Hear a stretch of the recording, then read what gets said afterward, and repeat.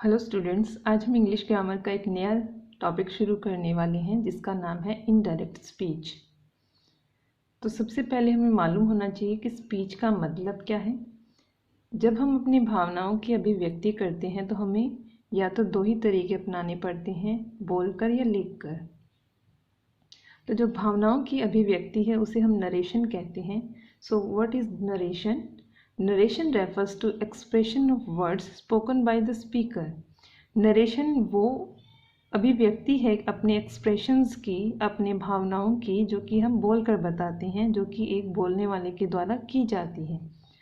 अब जब दो पर्सन बात करते हैं तो अगर वो तीसरे पर्सन के बारे में बात कर रहे हैं या फिर वो आपस में अपने बारे में ही बात कर रहे हैं और उनमें से एक पर्सन जाकर वही बात किसी दूसरे व्यक्ति के सामने करता है तो वो किस तरह से उसकी कही गई बात को बताएगा। इसके दो तरीके हो सकते हैं, एक है डायरेक्ट और एक है इनडायरेक्ट। डायरेक्ट वो तरीका है जिसमें जब दो पर्सन बात कर रहे थे उसमें से एक पर्सन ने कोई बात कही है और दूसरा पर्सन उस बात को एज इट इज़ किसी तीसरे पर्सन को बता रहा है। तो ये जो तरीका होता है, मतलब कि मान लीजिए राम और श्याम दो दोस्त हैं, तो राम ने कोई बात कही है और श्याम उस बात को किसी तीसरे लड़के, मान लीजिए अमन को बताना चाहता है। तो वो दो तरीके से बता सकता है, या तो वो राम के कहे गए शब्दों को वैसे कि वैसे ही अमन को बता दे, या वो राम के कहे गए शब्दों को अपने शब्दों में बयां करके उसे बताए।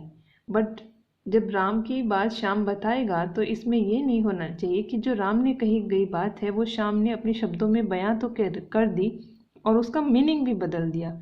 ऐसा नहीं होना चाहिए, मीनिंग सेम रहना चाहिए। शब्दों को आप चेंज करके बात कर सकते हैं।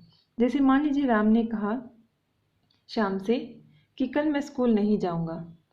अब यही बात श्याम अमन से बताना चाहता है तो वो ये कहेगा कि राम ने मुझसे कहा कि कल वह स्कूल नहीं जाएगा, या श्याम ये भी कह सकता है कि राम ने मुझसे कहा कि कल मैं स्कूल नहीं जाऊंगा।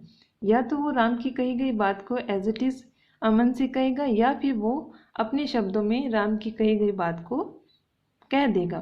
बट मतलब तो सेम ही निकला कि राम कल स्कूल नहीं जाएगा, चाहे वो श्याम ने अपने शब्दों में कहा हो या राम के खुद के शब्दों में कहा हो। तो इस तरह से दो तरह की नरेशंस हो सकती हैं, डायरेक्ट और indirect. Direct narrations are words of speaker are expressed in their original form और एज इट इज़, कि जो भी स्पीकर था, जो भी कहने वाला था, उसके जो वर्ड्स थे उनको एज इट इज़ ओरिजिनली जैसे उसने बोले थे वैसे के वैसे ही एक्सप्रेस किए जाते हैं। इनडायरेक्ट स्पीच में या नरेशन में जो स्पीकर ने वर्ड्स बोले हैं वो एज इट इज़ नहीं आते हैं, उनको चेंज कर दिया जाता है। और बट ये बात ध्यान रखी जाती है कि meaning should be the same, meaning में चेंज नहीं आना चाहिए। अब जब ये डायरेक्ट नरेशंस करी जाती हैं, किसी की बात एज इट इज़ बताई जाती हैं, तो बोलते समय हम उसकी बात को एज इट इज़ बोल देते हैं, पर वही बात अगर हम लिखकर बताना चाहें तो उसके लिए कुछ रूल्स हैं। तो देखिए यहाँ पर जो डायरेक्ट नरेशन की जाती है, मान लीजिए किसी की कही गई बात को आप किसी थर्ड पर्सन को लिख कर बता रहे हैं, तो वहाँ पर लिखते समय एक बात का ध्यान रखा जाता है कि जो बात आपने एज इट इज़ बतानी है उसको आपने स्पेशल क्लोज में बंद करना होता है, इन्वर्टेड कोमास में बंद करना होता है। इन्वर्टेड कोमास का मतलब यही है कि जो बात बीच में लिखी गई है वो इसी तरीके से बोली भी गई थी। तो यहाँ पर ये जो पूरा सेंटेंस है ये डायरेक्ट नरेशन का है। इसके दो भाग होते हैं, एक होता है कोमा से पहले का भाग, एक होता है कोमा के बाद का भाग। ये दो भागों में बांटा गया है। जब हम किसी थर्ड पर्सन को ये बात बताते हैं तो पहला जो भाग है वो सेम रहता है और जो बीच का जो भाग है या दूसरा भाग है वो बदल दिया जाता है, या तो वो एज इट इज़ बोला जाता है या फिर हम अपने शब्दों में उसको बोलते हैं। तो लिखते समय, बोलते समय ये इन्वर्टर्स कोमास हमें दिखाई नहीं देते, बट ये कॉमन सेंस है कि जो बात एज इट इज़ बोली गई है इसका मतलब ये है कि ये इसी तरीके से कही गई हो। तो यहाँ पर जब लिखते हैं तो इन्वर्टर्स कोमास में हम इस बात को लिखते हैं। तो जो पहला पार्ट है डायरेक्ट नरेशन का, उसको हम रिपोर्टिंग क्लोज के नाम से जानते हैं, और जो इन्वर्टेड कोमा के अंदर लिखा हुआ जो भाग है उसे हम रिपोर्टेड स्पीच के नाम से जानते हैं। ये वो भाग है जो दो पर्सन के बीच में बात हुई थी, मतलब किसने किससे कहा, ये इस चीज़ को दर्शाता है। और क्या कहा ये बात हमें इन्वर्टेड कॉमास में पता चलती है।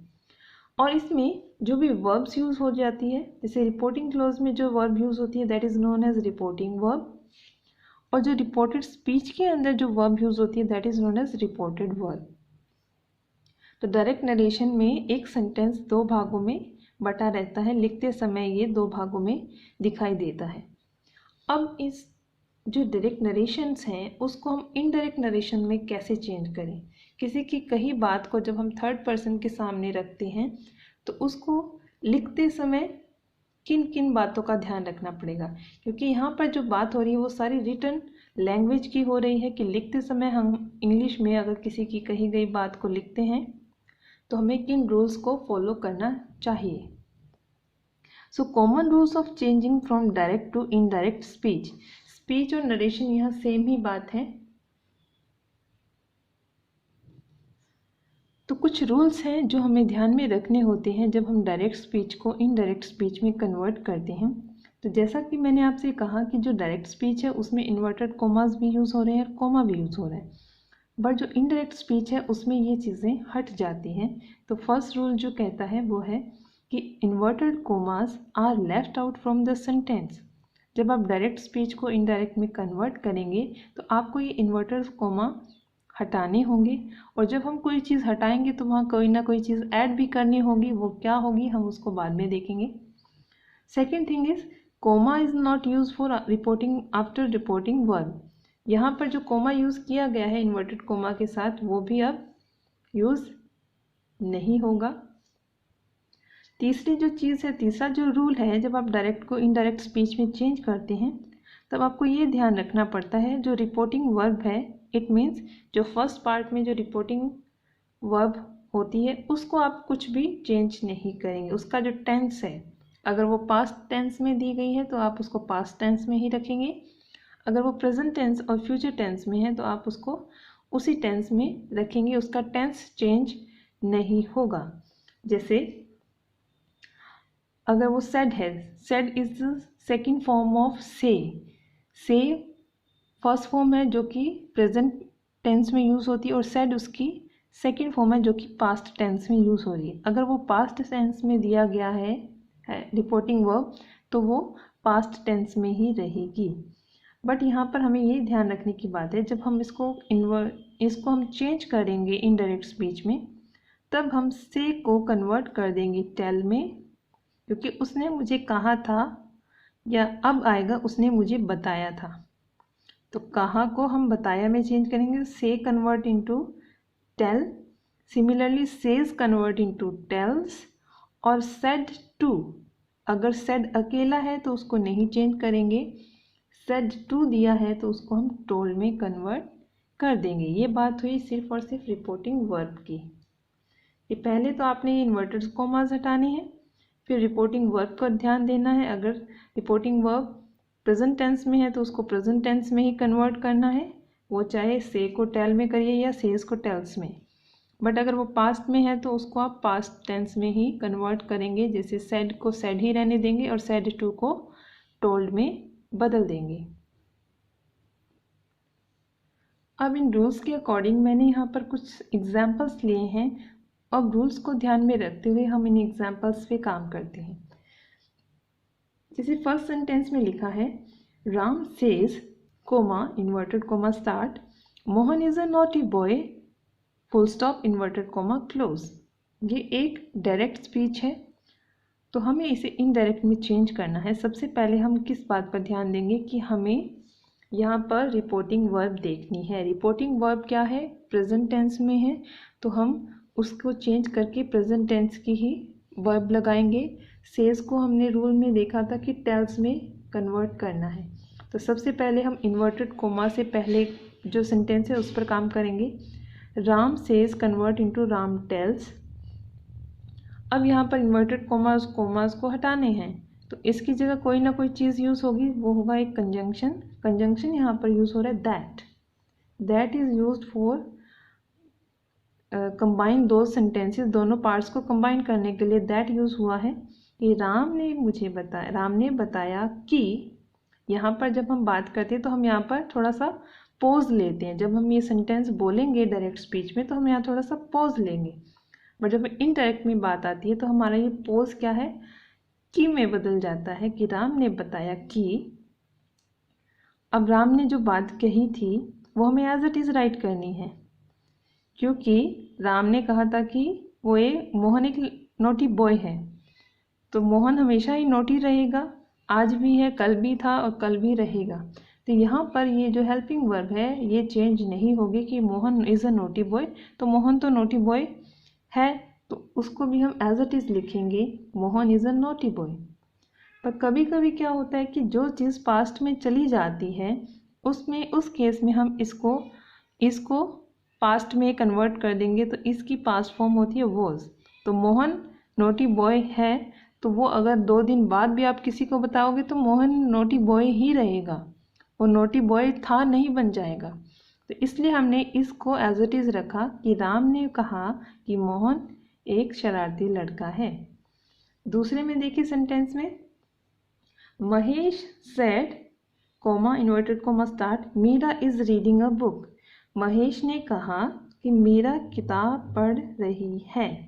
अब आप ये बात किसी तीसरे पर्सन को जाकर बताएंगे, तब तक मीरा ने किताब पढ़ ली होगी, ठीक है। महेश ने जब बात की थी तब मीरा पढ़ रही थी। अब आप किसी को बता रहे हैं तो मीरा की तो वो जो काम कर रही थी वो तो कंप्लीट हो गया। तो हम इसमें क्या करेंगे, सेड को हम कुछ भी नहीं करेंगे, सेड सेम रहेगा। तो महेश सेड, कोमास और inverted commas convert into that, Meera was reading a book. क्योंकि आपने तीसरे व्यक्ति को बताना है तो आप उसको अब पास्ट में कन्वर्ट करके बताएंगे कि रमेश ने कहा कि मीरा किताब पढ़ रही थी। क्योंकि जिस टाइम महेश ने कहा था उस टाइम वो पढ़ रही है में थी, और अब आप जब किसी को बता रहे हैं तो वो अब पास्ट की बात बता रहे हैं। वो आपने महेश से पता नहीं 1 घंटे पहले 2 घंटे पहले बात की थी, तो वो अब चीज़ पास्ट में चली गई है। तो मीरा किताब पढ़ रही थी। Mister Sinha said water boils at 100 degree centigrade. Mister Sinha ने कहा कि पानी 100 डिग्री सेंटीग्रेड पर गर्म बॉयल होता है। तो ये यूनिवर्सल ट्रूथ है, ये पास्ट में नहीं जा सकता, पानी हमेशा ही 100 डिग्री सेंटीग्रेड पर ही बॉयल होगा। तो इस सेंटेंस को हम कहीं भी पास्ट में नहीं कर सकते, चाहे वो आज आप किसी को बताइए चाहे 2 साल बाद बताइए, पानी तो हमेशा 100 डिग्री सेंटीग्रेड पर ही गर्म होगा। तो सिर्फ हमें यहाँ पे क्या करना है, सेड को एज इट इज़ लिखना है, सिर्फ और सिर्फ इन्वर्टेड कोमा और कोमा को हमने दैट कंजंक्शन से रिप्लेस करके बाकी के सेंटेंस को एज इट इज़ लिख देना है। तो जो चीज़ें पास्ट में घटित हुई थी उनको हम पास्ट टेंस में कन्वर्ट करेंगे। अदरवाइज जो चीज़ें पहले भी थी, आज भी हैं और फ्यूचर में भी रहेंगी, उन सेंटेंसेस को हम जो क्लोज है, जो भी इन्वर्टेड कोमा के बीच की बात है, उसको एज इट इज़ राइट करेंगे।